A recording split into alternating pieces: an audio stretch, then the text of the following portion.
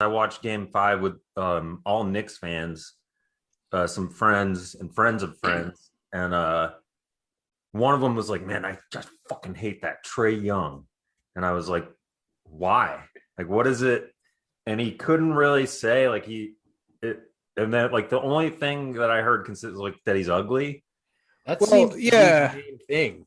Well, the ironic thing about all this, and I was talking to my Nick friends as well, is that for all the hate Trey gets from them, he would be the perfect Nick because the stones on that guy, the swag, the trash talk. Oh, yeah. Like if he was a Nick, they would build a statue for him. Like because he represents everything they want. He's cocky, he plays really well, he's got swagger, he's not scared of anything, it seems like.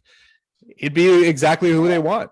Yeah, I think they get frustrated because, they've resorted to the personal attacks about Trey is balding, he's ugly, he's weird looking, but it's like it all just bounces right off of him, man. It almost seems like he's fueled off that stuff, which is like so cool. Like he's not phased at all, and it's so amazing because he's like 22, and he just goes into MSG and he's like, "Yeah, give it to me. I don't care." Like that's the thing. Yeah, it's He's like just like lapping it up. For anyone Oh, listening, yes. not watching the video, Luke's doing a nice breathing, drinking in the hate. Wafting it in. Yeah, he's like we can't stress enough, folks, how large the testicles are on this young man.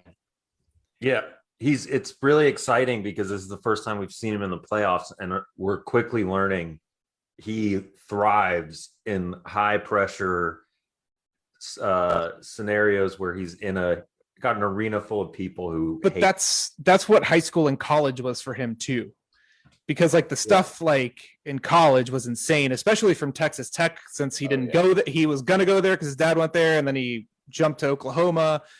Those games I remember watching because like I always liked Trey in college too because it was like really fun, and like the crap he got was nuts back then too, so he's like ready for this. Yeah. And producer Kyle saying saying Philly fans are the most insane, crazy fan base. Just want to say I agree. It felt like, I don't know about you guys, but I felt like there were multiple points in the game one of round two where Philly fans were about to start booing their own team. Yeah. And it just I heard a few. It didn't get full on booage, and then the comeback squashed that. Yeah. But you could kind of sense the energy where like they'll turn on their team quick, but the irony is too, like when Philly, if he was their own, they would rally around him because Iverson was the same way, where he was just the smallest guy on the court, and your instinct, if you can't stop him, like we heard Knicks fans say, just put him on his ass, Yeah. Well, they and the Knicks players, because we were saying before the series, like if the Knicks do beat the Hawks, I hope they go deep, because it'd be cool to have the Knicks as a franchise be relevant and good as like a classic, New York iconic franchise.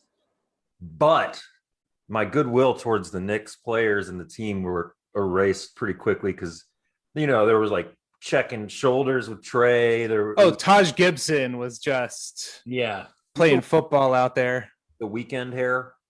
No, he's the old man who's bald who could barely move.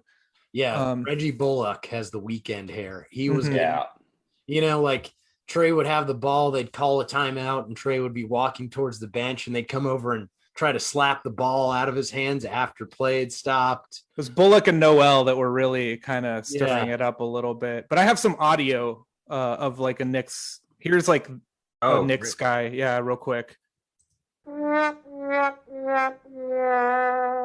It wasn't a fart. That's what the Knicks gave us. But all they kind of like default to that 90s mentality of, just foul him. And then when they do foul him and he gets to shoot 2 free throws and makes both of them, like, times 12 times a game, then they get really mad that he was given. But that's the point. Well, not even, because the Knicks outshot the Hawks in free throws too. But that narrative has been created for Trey and will never go away. Yeah, they cry about it, even though they're like, you got to put a body on him. You can't just let him dribble around out there.